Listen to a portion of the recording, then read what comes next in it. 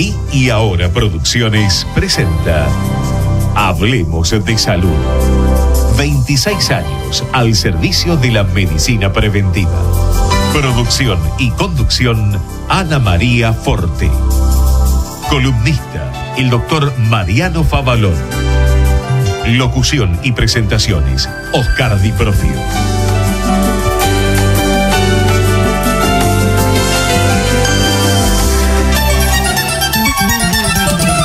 La fuerza del campo está en el trabajo de su gente y la fuerza del trabajador está en la UATRE, Unión Argentina de Trabajadores Rurales y Estibadores. Vamos a rockear, a pisear, a murguear, a fotear, a pedalear. Vamos a bailar, vamos a disfrutar la ciudad. Entrá en buenosaires.gov.ar/disfrutemos-BA y mira todo lo que está pasando. Buenos Aires Ciudad. Vamos, Buenos Aires.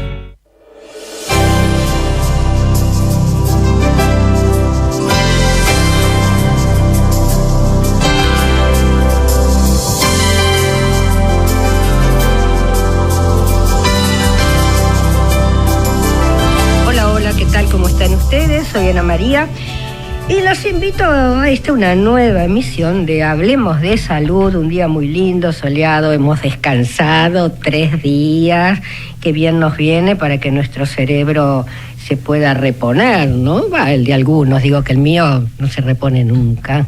Bien, acá Mariano Favaloro subió las cejas, pero bueno, hay que empezar desalmidonando un poquito la medicina.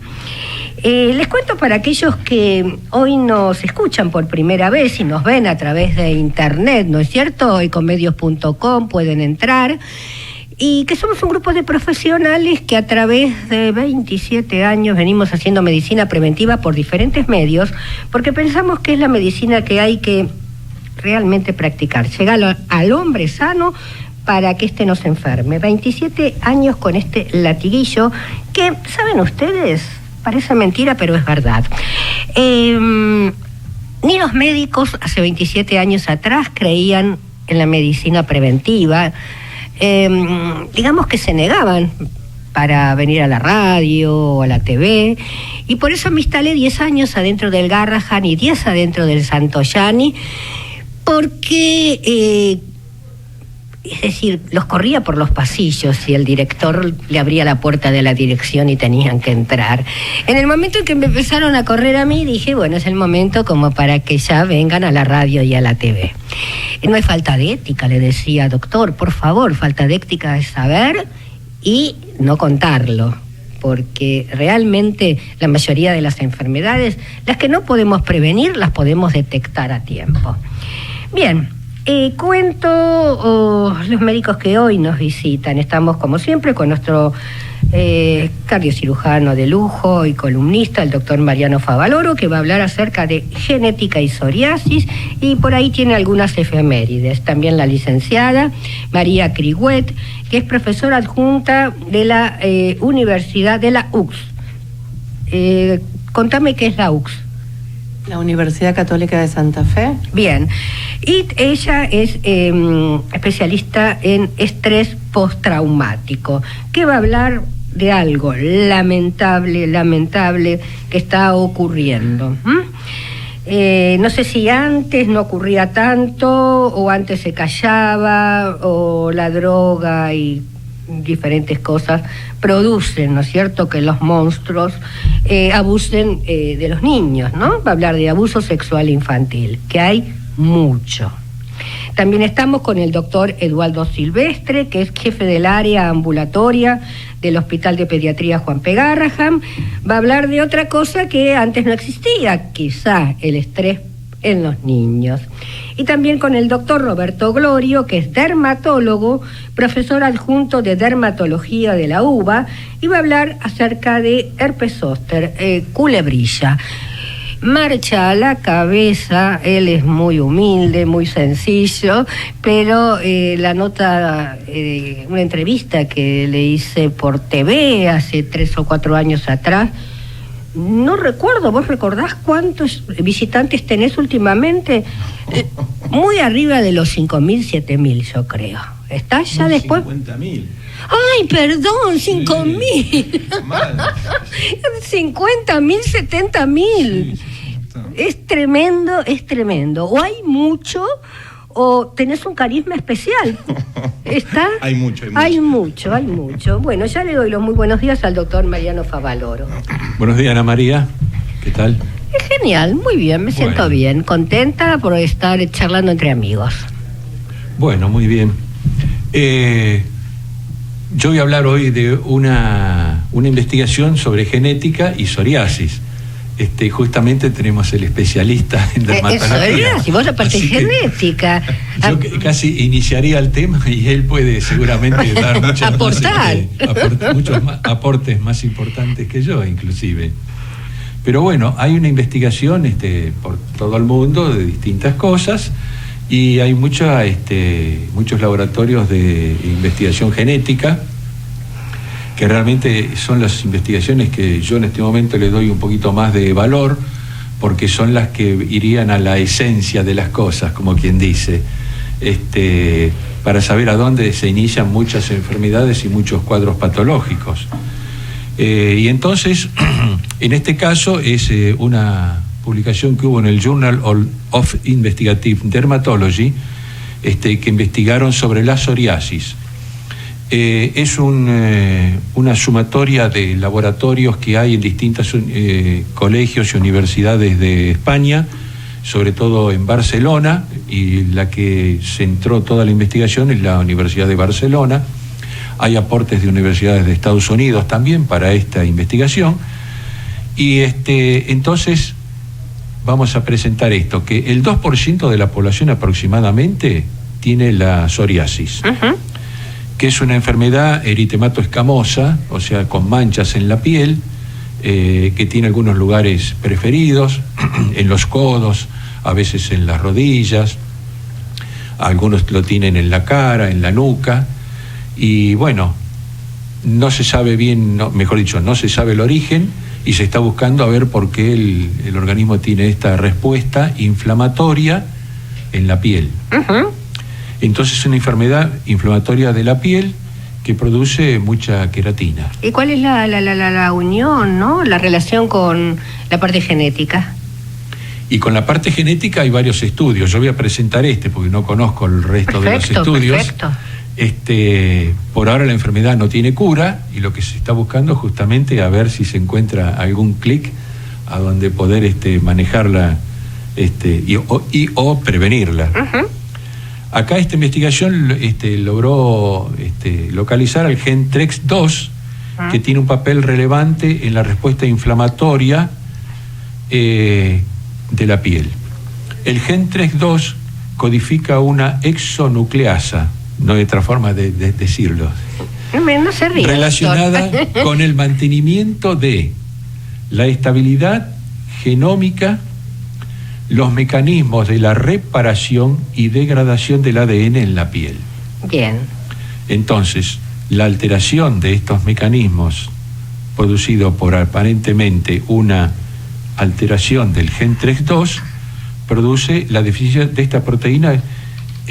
Por ejemplo, fue encontrada en ratones, que los hace más susceptibles a la carcinogénesis de los rayos ultravioleta. Podría tener también relación, a lo mejor, con la mayor sensibilidad que tienen algunas personas a desarrollar cánceres de piel en la exposición al sol, por ejemplo. Uh-huh. Y a lo mejor más adelante se puede prevenir. Perfecto. Este gen también tiene un papel relevante en la degradación del ADN en la epidermis psoriásica de los pacientes que tienen psoriasis, promoviendo la respuesta inflamatoria característica de la psoriasis.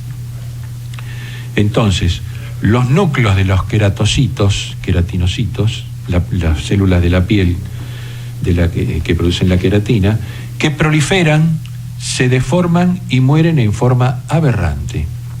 Ajá. Esta muerte celular amplía la respuesta inmunitaria crónica y la hiperproliferación de la piel. Entonces es un mecanismo que se autoeterniza.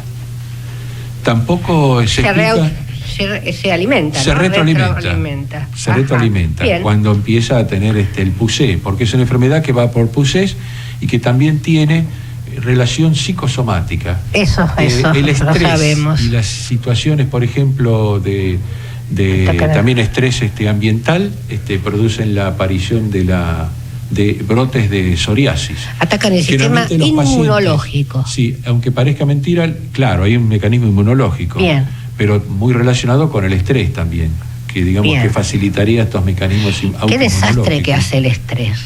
¿El Qué estrés? desastre. Y yo creo que va a ser lo más importante para el futuro. Qué desastre. El estrés. Bien. Porque vamos más allá. Sí, El cerebro es el que organiza todo el cuerpo. sí. Y a ver, para que la gente entienda, y dicho de muy mala manera y llevado a un extremo ya casi increíble. Bien claro. Pero es como que si una persona piensa que va a tener un cáncer puede o llegar a que puede desarrollar. tener un cáncer o que quiere tener un cáncer, Sí. puede ayudar a que se desarrolle el cáncer. Y también puede ayudar con el simple pensamiento. a que se cure. Esto no es magia, se está estudiando Se y es está así. estudiando. Bien. El cerebro maneja todo el Bueno, organismo. sería un poquito entre comillas, porque bueno, si no todos terminaríamos con la enfermedad que no queremos tener o que queremos tener. Sí, Y- por supuesto, y no es que cuando todo está- se facilite así, y pero cuando digamos... está de por medio la parte genética, también uno ya viene crucificado. Por supuesto, no hay ninguna Así duda. que el cerebro de las personas que vienen con un problema genético, lo bueno que podrían llegar a hacer es pensar, yo no lo voy a heredar. Claro. Si realmente hay una parte del cerebro que modifica nuestra salud. Pero hay alteraciones genéticas que son absolutamente determinantes y dominantes, o sea que Claro. se manifiestan siempre, Bien. pero hay alteraciones genéticas secundarias o que no se expresan fácilmente y que entonces la actividad cerebral podría facilitar Claro. la Y muchas genéticas manifestación que o no de también- estas alteraciones encubiertas, para que la Muchas gente entienda. genéticas que están asintomáticas. No la despertemos, no despertemos al monstruo, como decía Napoleón Sí, con sí, los sí. chinos. Pero esto viene a Bien. colación porque tiene relación con el estrés. Correcto. Generalmente las personas que se van de vacaciones y toman sol no Exactamente. tienen psoriasis. Exactamente, yo eso lo conversé con el doctor acá Glorio en una oportunidad, que yo tengo el papá de una amiga que todo el año tiene psoriasis, pasa 2 meses en Necochea y le desaparece. Llamalo mental, llamalo los rayos solares, llamalo lo que sea, pero eso es la realidad. Estrés.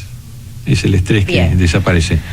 La última frase. El futuro es descifrar el mecanismo completo de acción del gen 3.2 Ajá. para el desarrollo y mantenimiento de la psoriasis, para entonces diseñar futuras terapéuticas. Ojalá. Hay mucho por Un escalón saber, más ¿no? que se sube para la ciencia. Totalmente. Mariano, muy cortito. Es la semana del huevo. Pasamos Sí. de una cosa a la otra. Sí, así, sí, ¿no? sí, sí. Bien, Bueno, vuelta de esto hoja. está con respecto a la alimentación y el huevo, como muchas otras cosas, el aceite de oliva y 20.000 cosas más, que eran malas y que producían colesterol y 20.000 problemas Chocolate. más. El chocolate ahora con todos los beneficios que trae, sobre todo el chocolate negro, ha pasado a ser una golosina o una... ¿cómo se dice? No sé, sí, como una golosina o un gusto, que es bueno para la salud. Como todas las cosas, depende de la cantidad que uno ingiere, como todas las cosas. Sí. Y el huevo ha dejado de ser también maldito, no sube el colesterol, es bueno. Sí. Y entonces se promueve ahora el consumo Bien. del huevo mundialmente. Y esta semana tenemos jueves, viernes y sábado el Congreso Nacional de Cardiología en la Sociedad Rural Argentina, que se hace ahí toda la cardiología argentina unida en ese congreso. Vamos a ver lo que sale, vas a traer todo lo nuevo. Así es. Bien, vamos a un corte ya que me lo están pidiendo. Gracias. ¿Cómo no? Señor empresario o profesional de la salud, la difusión de su producto o servicio a través de nuestro programa es el medio más eficaz para acceder al público. Comuníquese con el Departamento de Publicidad 154-989-0420. Casa Mario. Amplia variedad en artículos de librería, escolar y papelería comercial. Libros de textos, insumos de computación y equipos de oficina. Avenida Juan Bautista Alberdi, 6694 Capital. Teléfono 4-687-3320.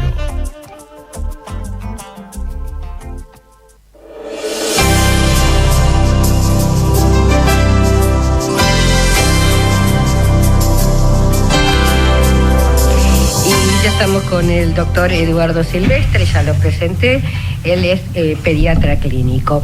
Va a hablar acerca del estrés en los niños. ¿Qué tal? ¿Cómo estás? Hola, gracias por invitarme. Buenos días a todos. Al contrario, un gusto. Hacía muchísimos años que no nos veíamos. Comenzamos nuevamente, a que los médicos del Hospital Garrahan vengan al programa para difundir la labor que se está desarrollando dentro del mismo. Contame, ¿qué es el estrés primero? A ver, el estrés en los niños en realidad es lo mismo que el estrés en el adulto.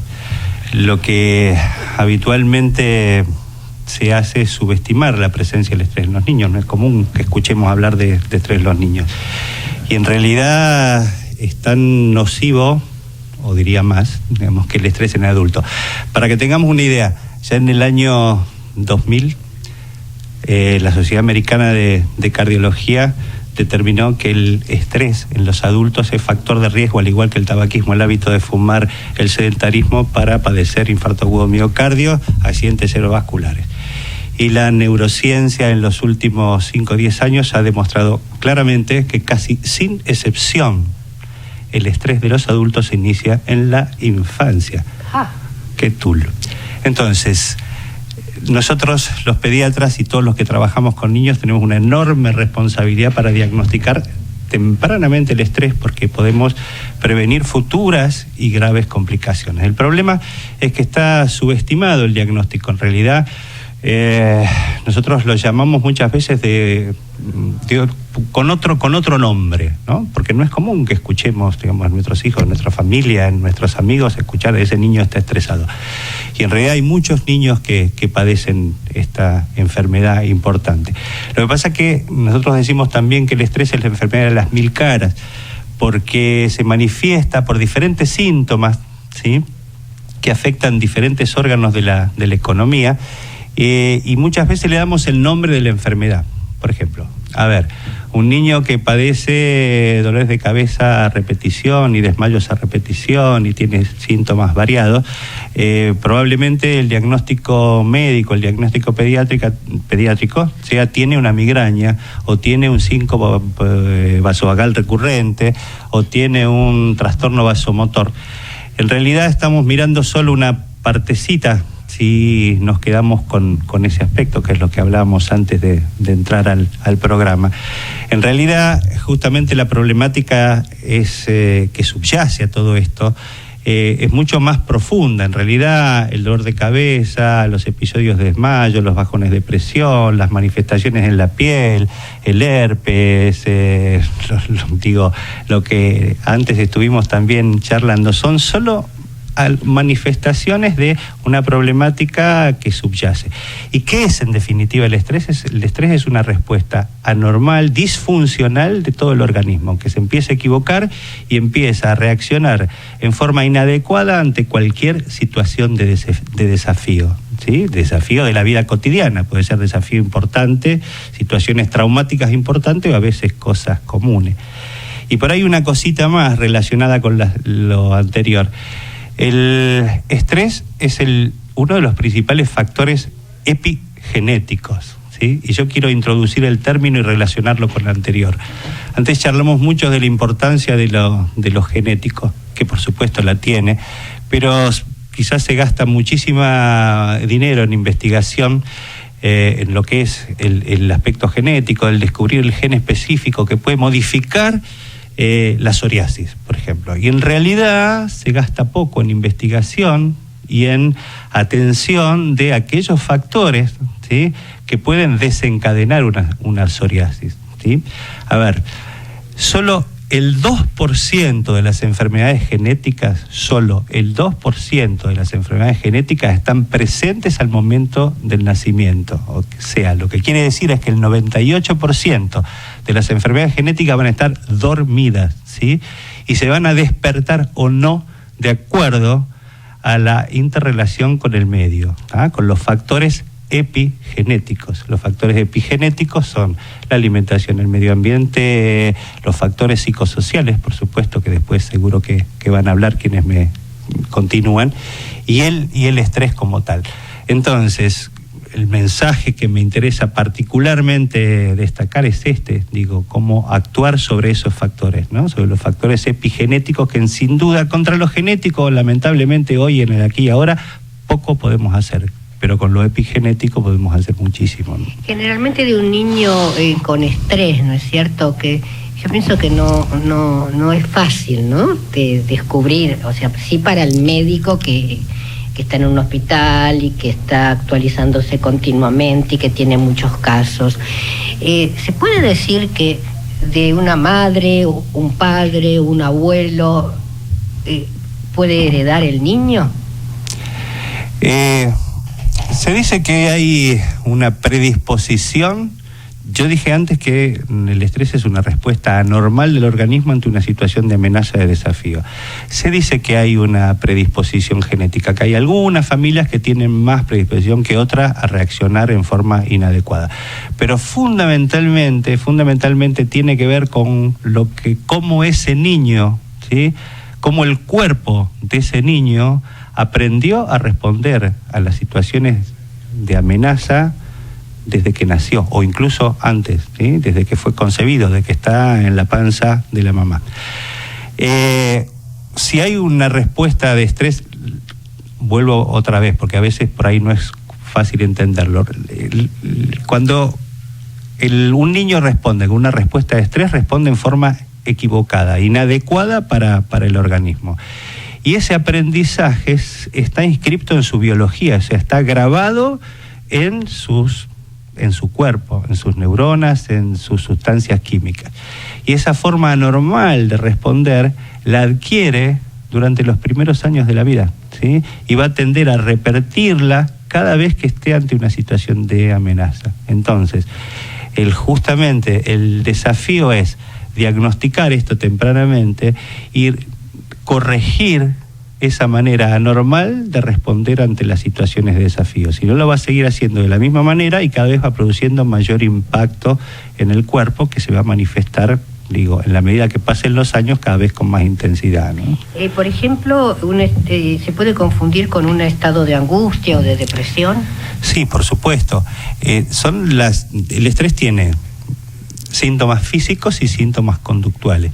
En general, en los niños se presta particular atención a los cambios en la conducta y a veces se sobrediagnostica, o sea, miren qué compleja es la problemática. Muchas veces llamamos a los niños estrés a lo que no lo es, ¿sí? Y no llamamos estrés a lo que sí es. Que un niño esté angustiado, que un niño tenga rabietas, que le vaya mal en la escuela, no significa que esté estresado. Estrés es otra cosa. Eso quiere decir un niño que tiene ciertas alteraciones por las cuales está pasando, puede ser temporarias o no, pero eso no es estrés. Estrés implica, que va a tener, como dijimos, una respuesta normal. Dentro de las manifestaciones conductuales van a estar esas cosas, va a estar la angustia, va a estar la ansiedad, va a estar el nerviosismo, pero son solo una parte. Después va a tener síntomas físicos que pueden ser variados, ¿no? Cada niño y cada persona es única e irrepetible, pero más allá de esos, hay síntomas como marcadores, justamente por los cambios biológicos que se producen. Y estos síntomas pueden ir desde trastornos claros del crecimiento, ¿sí? O sea, no solo los problemas conductuales, sino un niño puede crecer mal, en talla, en peso. Un niño puede tener diversos síntomas que antes mencioné, algunos, lo que llamamos síntomas disfuncionales. Dolores de cabeza a repetición, episodios de bajones de presión, trastornos vasomotores, un montón de síntomas que nos alertan de que ese niño puede tener una patología relacionada con el estrés y que es importantísimo diagnosticarla y abordarla con toda la complejidad que implica, ¿sí? O sea, si yo digo que este niño tiene un problema relacionado con el estrés, yo solo como pediatra, por supuesto voy a tener que capitanear el equipo multidisciplinario, pero voy a necesitar de otros especialistas que trabajen conmigo porque es una problemática seria, compleja y difícil de revertir. La verdad que hasta el momento no se ha descubierto una pastillita que cure el estrés, que es lo que quieren. La pastilla mágica. Bueno, y este es el trabajo importante que hay que hacer con los padres, porque la primera sensación ante el diagnóstico, cuando es el rechazo, ¿no? Porque digo, a ver, si yo le digo, supónganse más bien que si viene un niño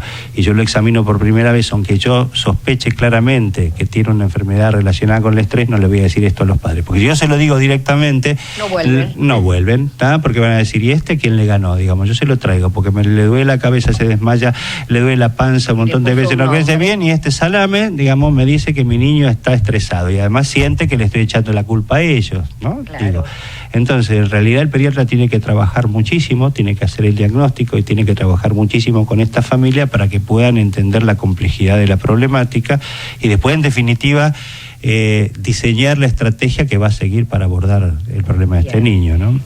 ¿No tiene nada que ver con el niño hiperkinético o sí? No necesariamente. Un niño hiperkinético puede tener estrés o puede no tener estrés, digamos, es variable.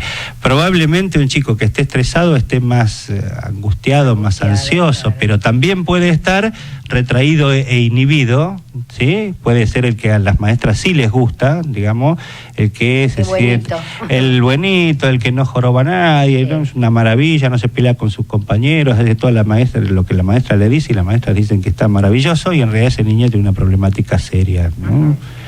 Bien, más que claro y didáctico. Te agradezco muchísimo. Vamos ahora a una pausa.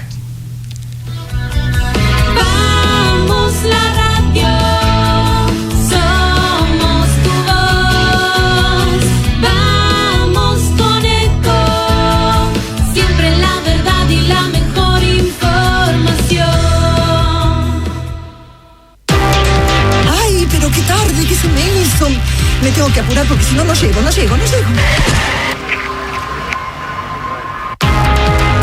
No, ¿pero seguro? ¿Qué problema? Bueno, vamos a encontrar una solución. Bancame ahí que en 2 minutos estoy con vos. Bueno, vos ahora te tenés que ir. Sí, pero yo quiero hablar de esto ahora. Cuando llegue a casa te llamo. 3 de cada 10 muertos en el tránsito son peatones. Cruzá siempre por la senda peatonal o esquina, respetando los semáforos. Allí, todos los vehículos deben darte prioridad. Luchemos por la vida. Descarga gratis de tu celular la aplicación Ecomedios. Podés escucharnos en vivo, informarte con las últimas noticias y entrevistas en audio y video. Búscala y bajate la aplicación Ecomedios. Podés vernos en vivo en ecohd.com.ar. ecohd.com.ar. Conectate con nosotros. Línea directa 4-325-1220. Si usted tiene alguna inquietud sobre su salud o la de su familia, Hablemos de Salud les responde vía mail. Tomen nota, hablemosdesalud@hotmail.com o a través de nuestra página www.hablemosdesalud.com.ar. La fuerza del campo está en el trabajo de su gente y la fuerza del trabajador está en la UATRE, Unión Argentina de Trabajadores Rurales y Estibadores.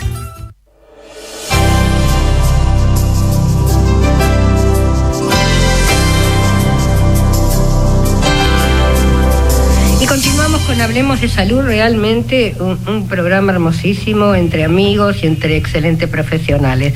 Ya estamos con el doctor Roberto Glorio, como ya les adelanté, es dermatólogo y va a hablar de herpes zóster. Muy buenos días, ¿cómo estás? Hola, ¿qué tal? Buenos días, gracias por la invitación. La agradecida soy yo. Bueno, así que vamos a hablar un poquito de esta enfermedad, que para vincularlo con el tema también puede ser desencadenada por el estrés, así que vamos a ver un poco cómo se produce y qué la genera. Esta es una enfermedad producida por un virus, que es un herpes virus, que se denomina varicela zóster. Este virus produce 2 enfermedades, en la infancia la varicela y en el adulto el herpes zóster. El herpes zóster en sí es una enfermedad que se caracteriza por tener vesículas que aparecen en la piel siguiendo el trayecto de un nervio, lo que nosotros llamamos dermatoma. Lo característico es que cuando este brote aparece, hay un periodo previo de 24 a 48 horas en la cual el paciente tiene dolor, un dolor muy intenso. Y después aparecen las lesiones. Cuando aparecen las lesiones, obviamente ahí enseguida el paciente consulta, porque le llama la atención. Son pequeñas vesículas que se extienden sobre todo en la zona intercostal, en el tórax. Pero también pueden aparecer en la cara, a nivel del cuello, es decir, que tiene diferentes localizaciones. Lo importante es que es una enfermedad que cuando aparece es muy importante que consulten rápido al médico, porque la terapéutica que se da tiene una mayor efectividad dentro de las 72 horas de iniciado el cuadro. ¿Y por qué hablo de efectividad? Porque una de las complicaciones que seguramente la gente conoce del herpes zóster o culebrilla es la neuralgia posherpética. Esto es un dolor que persiste más de 2 meses y que es muy intenso, que es muy difícil de tolerar. ¿Es parecido al herpes de la varicela? ¿Al herpes? ¿De la varicela, el zóster? No, lo que pasa es que el virus que produce la enfermedad es el mismo. Ah, es el mismo. En los bien. niños aparece con la expresión de la varicela. Bien. En los adultos, ese virus que queda dormido en un lugar específico, que se denomina ganglio de la raíz dorsal, se reactiva por diferentes estímulos. Puede ser por estrés, puede ser por inmunodepresión, hay múltiples factores, por medicamentos, y cuando ese virus se reactiva, la expresión es el herpes zóster. Bien. Así que bueno, lo importante transmitir a la gente es la necesidad de consulta rápida al médico. Médico, lo dijiste muy bien, porque bueno, sabemos de curanderas, ¿no? que ponen tinta china y no sé si será cierto. Una vez me dijeron porque al oscurecer el herpes, al oscurecer la zona, el herpes muere adentro. No. Por eso yo te voy a dar todos los mitos. No. Bueno, eso sí está descrito en todos los diccionarios de mitos y leyendas. La realidad, otra es que cuando se une la cabeza con el cuello. Exactamente, la persona se muere. Claro, eso viene de una historia vinculada con los gauchos de la pampa húmeda. Ajá. Que lo que hacían era poner las ropas en los cultivos de trigo, con la intención de que se secara. Claro. Y cuando una víbora pasaba por esas ropas, dejaba como una secreción, que cuando uno usaba la ropa, el contacto generaba esta dermatosis. Ese es el mito. Ajá. Y después el mito es que cuando se une la cabeza de la supuesta víbora con la cola, eso es fatal. Lo cual es imposible porque los intercostales no llegan a unirse.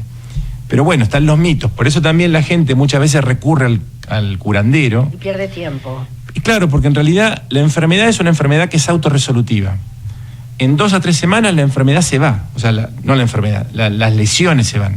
Entonces, como las lesiones desaparecen, ¿qué hace el curandero? Le tapa las lesiones con tinta china y le dice, vuelvo al mes. Y al mes desapareció. Pero el problema no son las lesiones, el problema es la complicación que se denomina neuralgia posherpética, que es lo que genera dolor, que es muy intenso, para la cual se usa tratamiento. Entonces, por eso es importante recurrir al médico, porque el médico le va a dar una terapéutica rápida. Aparte también puede ser otro tipo de herpes, de virus, de lo que fuese. No, obviamente que para el diagnóstico. Le ponemos tinta china y arruinamos totalmente. Después otro comentario, porque en Argentina hace 2 años apareció una vacuna a virus atenuados, que en el mundo ya tiene 10 años y que está indicada para pacientes mayores de 60 años. ¿Por qué? Porque el herpes zóster se da en gente joven con una frecuencia del 5 a 10%, pero en gente mayor de 60 la frecuencia es del 60%.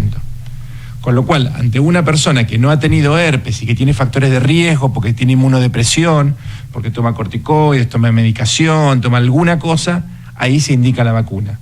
Que es una vacuna que en Argentina tiene 1 o 2 años. Simplemente como comentario, pero no es para toda la población. Esto también se puede dar, quizá, tal vez, por algún bichito que pulula y deja larvas en la ropa y uno después se la coloca. ¿El herpes zóster? Sí. No, porque el herpes es la varicela zóster es el virus. Perfecto. O sea que el virus no hay otro. O sea que una vez que aparece, lo difícil a veces para los médicos es hacer diagnóstico. ¿Por qué? Y porque a veces lo ven tardío, o a veces, por ejemplo, uno va al médico con dolor.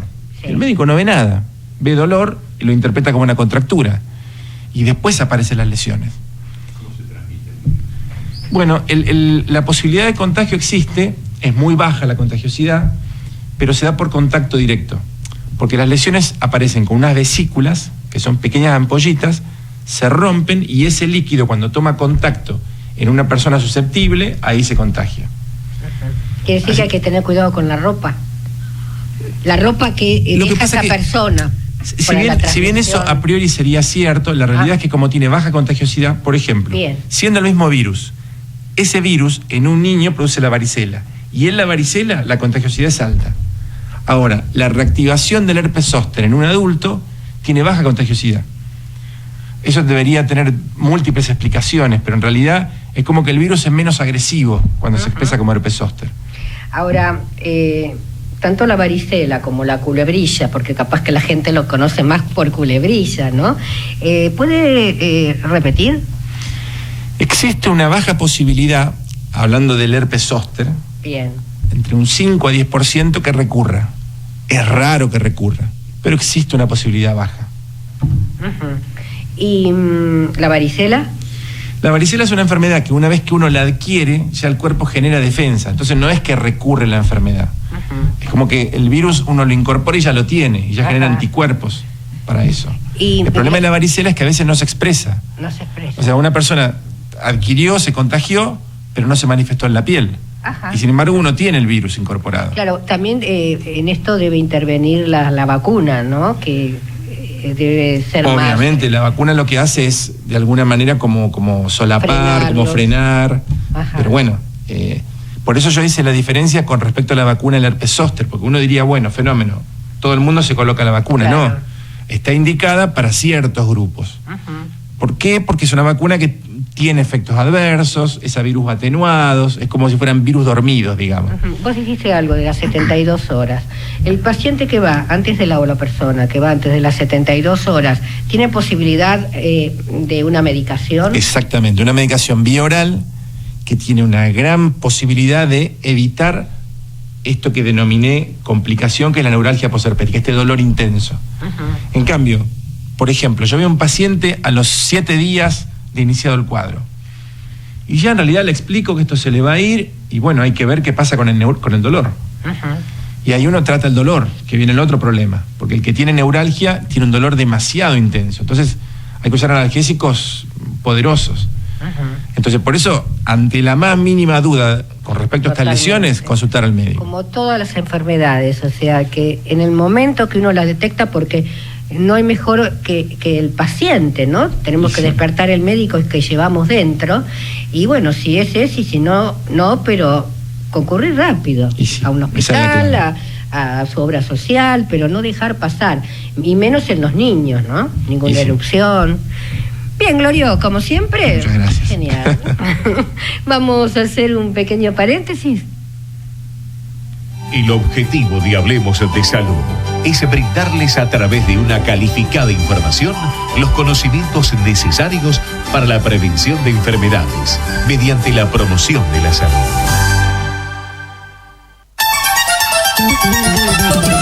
La fuerza del campo está en el trabajo de su gente y la fuerza del trabajador está en la UATRE, Unión Argentina de Trabajadores Rurales y Estibadores.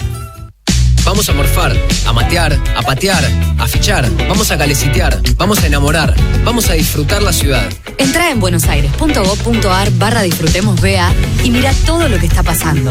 Buenos Aires Ciudad. Vamos, Buenos Aires.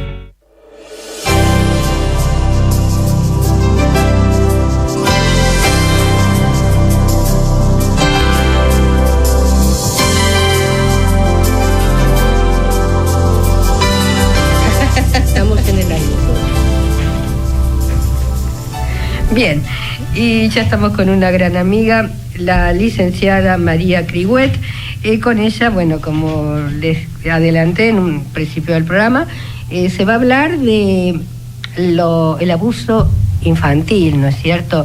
Y lo que deja después, ¿no? Ese estrés llamado postraumático, que es tan importante que lamentablemente los padres sepan todo esto. Muy buenos días. ¿Qué tal, Ana María? ¿Cómo estás? Muchas gracias por invitarme. No, por favor. Bien. ¿Cómo comenzamos? Que es difícil. Bien, me parece bueno comenzar siguiendo un poco lo que dijo hace un rato el doctor Silvestre en relación al estrés. El estrés postraumático, obviamente, sí, dado su nombre, tiene que ver muchísimo con el estrés, pero si el estrés es algo y es una mala respuesta del cuerpo, el estrés postraumático no solo es una mala respuesta del cuerpo, sino también de la mente, sobre todo de la mente o de la psiquis o del corazón o como querramos llamarlo, y además tiene la característica que si la persona estresada con estrés postraumático no lo trata de un modo terapéutico, las consecuencias son para el resto de la vida de la persona. Mucho más, sí, la situación que estresa traumáticamente, quiero decir, abuso sexual, maltrato psicológico, maltrato físico, negligencia, se produce en la infancia cuanto menor sea el niño porque es más frágil. Un niño de 10 es frágil, pero es mucho menos frágil que uno de 5, por ejemplo.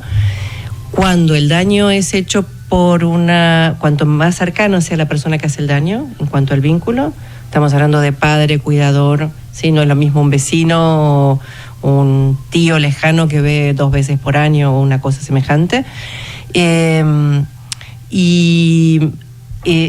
problema justamente es que el estrés postraumático tiene como consecuencias, como síntomas, las mismas que describió el doctor Silvestre en relación al cuerpo. O sea, todos estos problemas gastrointestinales, dolores de cabeza, problemas que con el paso del tiempo se pueden volver ya crónicos y pueden afectar realmente a los órganos y tener cardiopatías o algún tipo de situación física real, digamos, orgánica real, pero además genera una enormidad de síntomas a nivel psicológico o psiquiátrico, del estilo de ansiedad, hipervigilancia, pesadillas, insomnio o demasiado sueño, trastorno obsesivo compulsivo, el hecho de lavarse compulsivamente. La verdad que la cantidad de síntomas son enormes y variados. Como en toda categorización de síntomas, debemos estar alertas, obviamente, si tenemos un niño o una niña cercanos con alguno de estos síntomas. La idea es que tienen que aparecer 3 o más para que podamos pensar que es un diagnóstico, pero de última, si tenemos alguna sospecha, por supuesto, deberíamos consultar.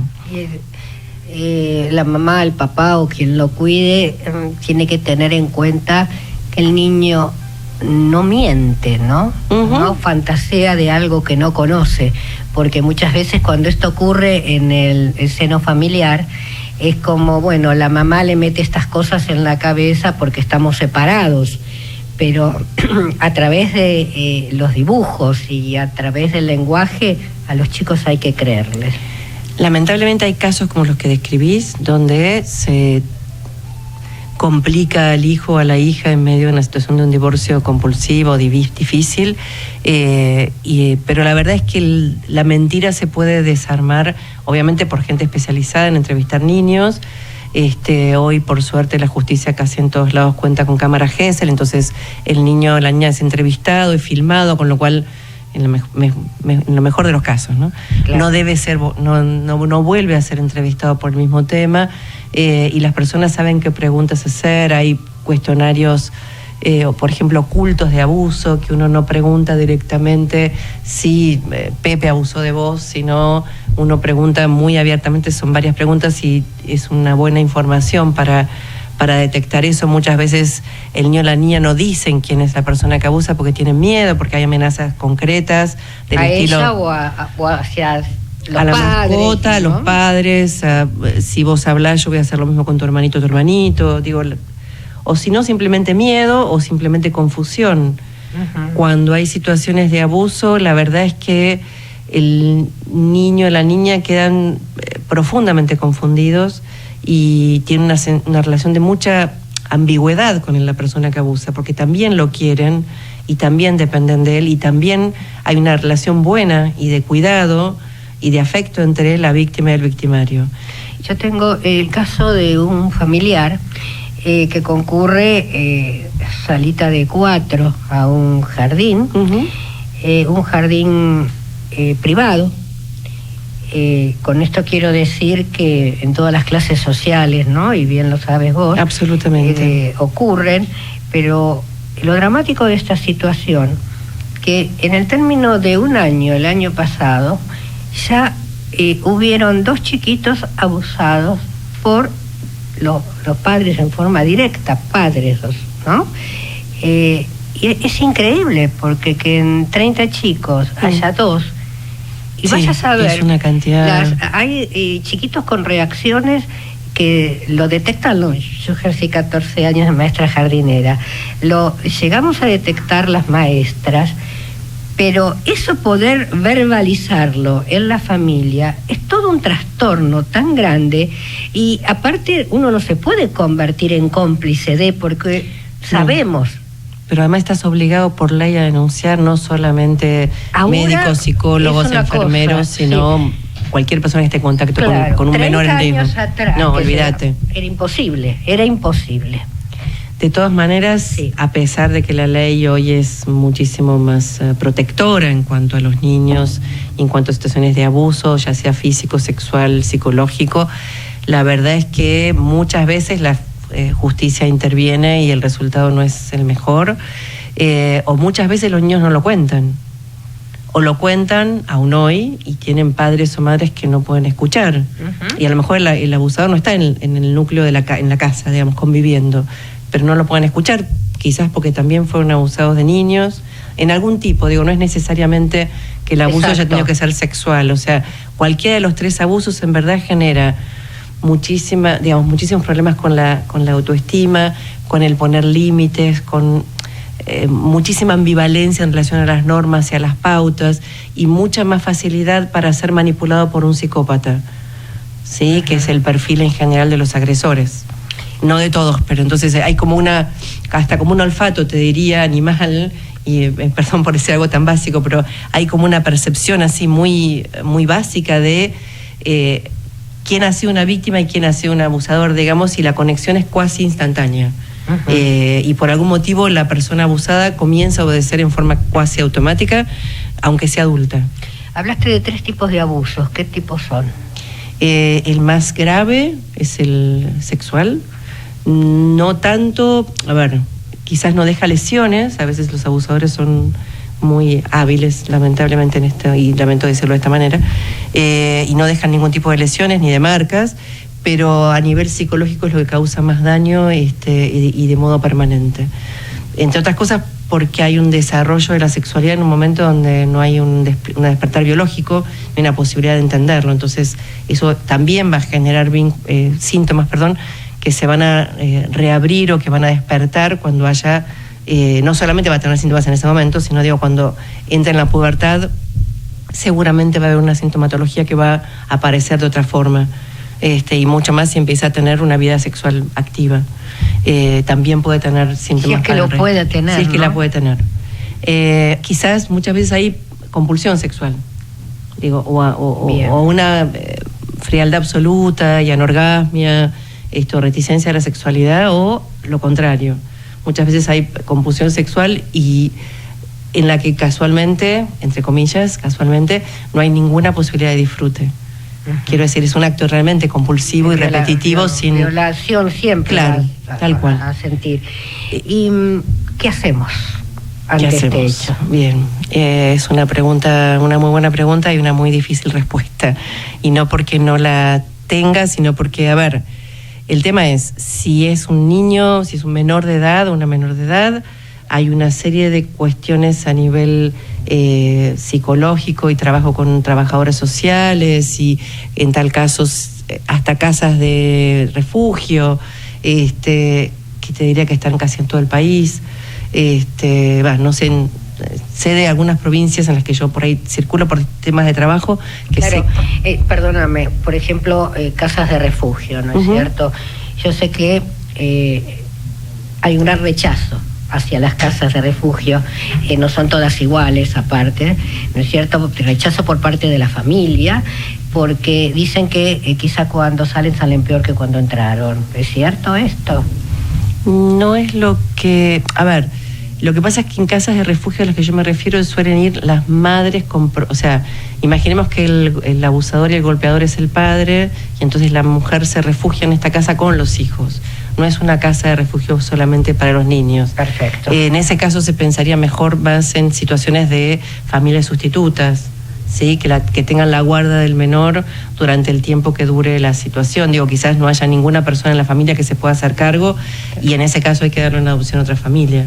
Realmente si el abusador supiese lo que causa en una familia, no sé, quizás lo pensaría 2 veces, y más si es la pareja de la madre, si es la madre, porque muchas veces ocurre, la chica que los cuida, que quizá para que no lloren, los inician en una práctica, porque eso es lo que pasa con el niño. El niño le agrada en el fondo y se siente culpable, que esto lo tienen que saber los padres, ¿no? Y no es que el chico sea, entre comillas, una persona que está degenerada.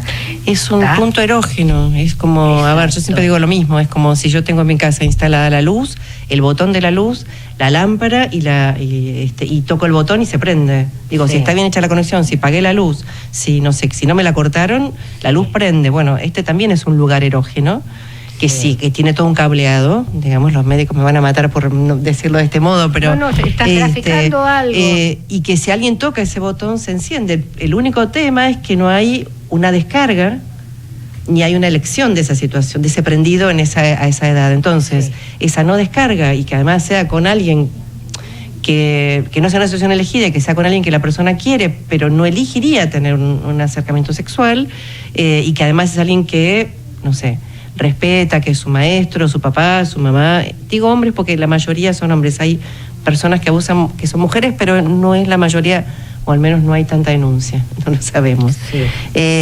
O sea, quizás hay menos evidencia. Sí, quizás las mujeres abusen más o abusemos más, porque también soy mujer, no abusadora creo, espero, pero digo que seamos más del estilo de abusar con la violencia física y con la violencia psicológica. Una cosa importante que quiero aclarar es que siempre que hay abuso sexual o abuso físico hay violencia psicológica. Siempre. Porque aunque no la haya, que es rarísimo, el niño y la niña están siempre en situación de terror constante, lo que tiene que ver con el estrés que hablaba el doctor Silvestre, esperando cualquier signo que pueda adelantar o anticipar que el golpe o que el abuso o que va a venir. Y obviamente es una expectativa fallida porque aunque hagan todo esto no pueden evitarlo. También en qué estado mental se encuentra la madre, ¿no? Porque bueno, acá hubieron muchos casos, muchos profesionales que vinieron a hablar. Estaba el caso de una familia en el cual la madre había formado pareja con una persona que aparentemente se sabía que era un bisexual. Entonces la familia en sí, ¿no? La mamá pensaba, tenían un nene, ¿no? Ay, a ver si agarra al nene. Pero este pervertido sexual es como que no sé, se demostraba demasiado afectuoso hasta el día que le dio un beso en la boca a la nena. Bueno, la nena de 16 años, pero era una nena. Entonces, la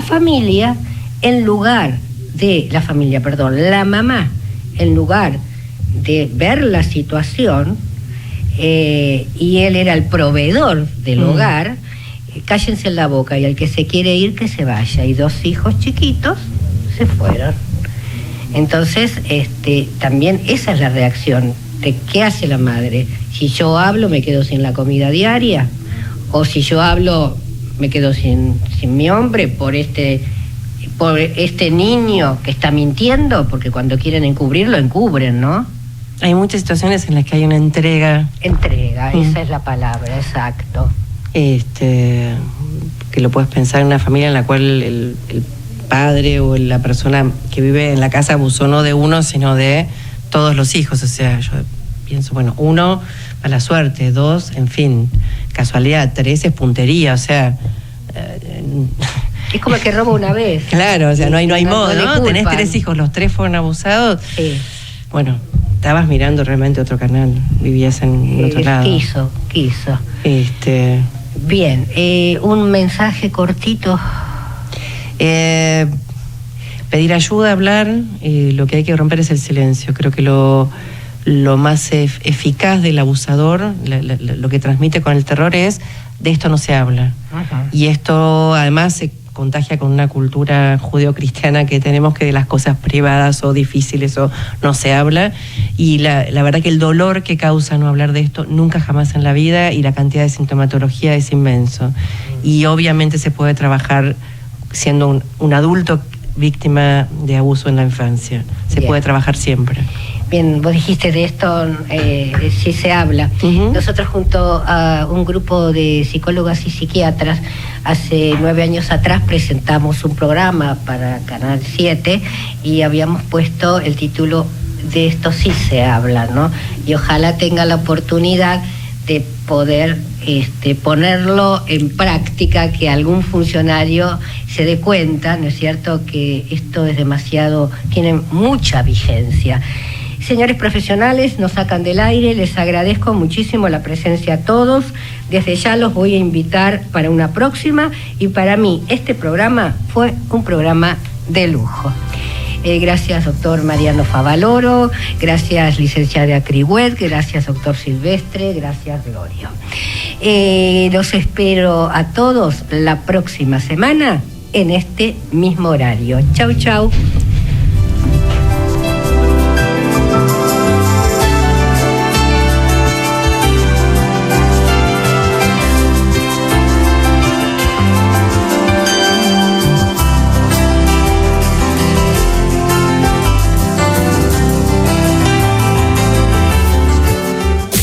Desde Buenos Aires, transmite LRI 224, AM 1220, Ecomedios. Ahora es tiempo de vivir y correr. Running con César Sánchez. ¿Resfrío y entrenamiento son compatibles? Si bien